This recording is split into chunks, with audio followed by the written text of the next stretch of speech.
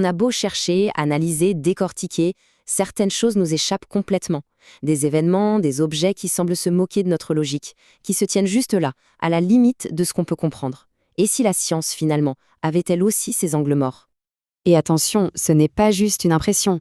Une étude de l'Université de Stanford a estimé que près de 30% de tous les phénomènes enregistrés restent à ce jour complètement inexpliqués.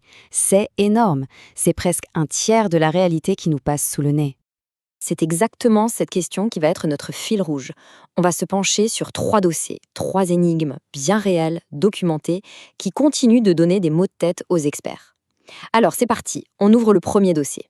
On commence avec un mystère de notre temps, un truc dont beaucoup se souviennent très bien, une véritable cicatrice dans notre monde ultra connecté, parce que personne, vraiment personne, ne comprend ce qui s'est passé. C'était un vol de routine, de Kuala Lumpur à Pékin. Tout était normal. Et puis, plus rien. Le silence radio. L'appareil s'est tout simplement volatilisé, comme s'il avait été effacé de la carte. Mais le plus fou dans cette histoire, c'est que ce n'est pas un simple accident. Non. Les données des radars militaires ont révélé une vérité qui fait froid dans le dos. L'avion a volontairement changé de cap. Quelqu'un aux commandes a délibérément coupé les communications et a fait demi-tour pour s'enfoncer au-dessus de l'océan Indien. Et c'est ça le nœud du problème. 0 appel de détresse.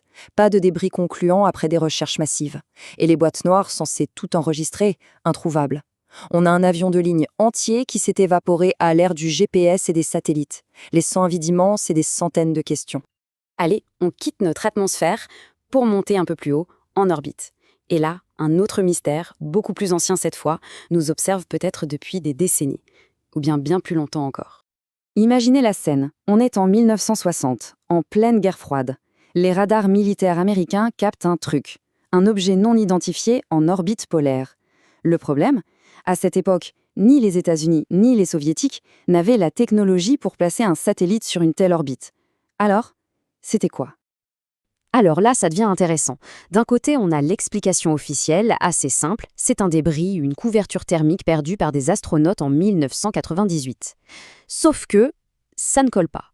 Comment expliquer les détections bien antérieures, dès les années 60 ? Et surtout, pourquoi cet objet ne dérive pas comme un débris normal, mais semble suivre une trajectoire bien précise. Et l'histoire devient encore plus folle. Dans les années 70, un chercheur écossais affirme avoir déchiffré un signal radio qui semblait provenir de l'objet. Et pas n'importe quoi, Selon lui, c'était un message, une carte des étoiles qui pointait vers un système solaire à 13 000 années-lumière. C'est ici qu'on bascule dans le vertigineux. La théorie la plus dingue, c'est que ce satellite serait là depuis 13 000 ans. Oui, vous avez bien entendu. En orbite depuis la dernière ère glaciaire, bien avant Sumer, bien avant les pyramides. Un observateur silencieux de l'humanité. Mythe ou réalité, le débat fait rage.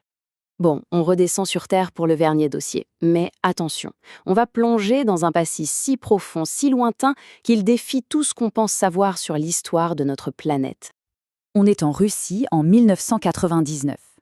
Un professeur découvre par hasard une énorme dalle de pierre d'1 tonne. Au début, rien d'extraordinaire. Sauf qu'en la nettoyant, il réalise qu'il y a quelque chose de gravé à sa surface, quelque chose d'absolument incroyable. Ce n'est pas juste une gravure, c'est une carte en relief, une carte topographique en 3D d'une précision folle de la région de l'Oural. On y voit les rivières, les montagnes, mais le plus troublant, c'est qu'on y voit aussi des structures gigantesques, un système de canaux, de barrages, des ouvrages d'ingénierie qui n'existent pas aujourd'hui. Et là, attention, accrochez-vous bien. Les géologues ont analysé la pierre, les coquillages incrustés dedans.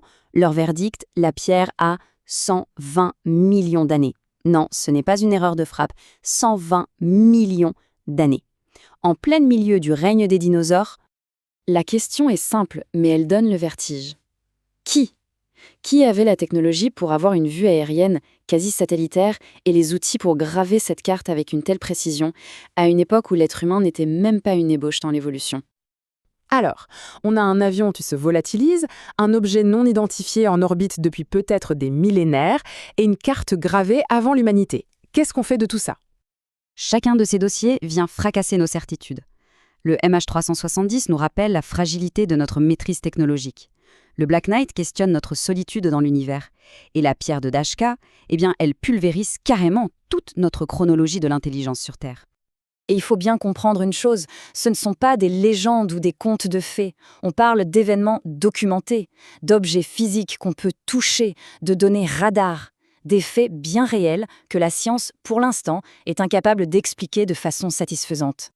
Alors, est-ce que ce sont juste des anomalies, des cas isolés sans aucun lien, ou est-ce qu'on est en train de regarder les pièces éparpillées d'un puzzle absolument immense?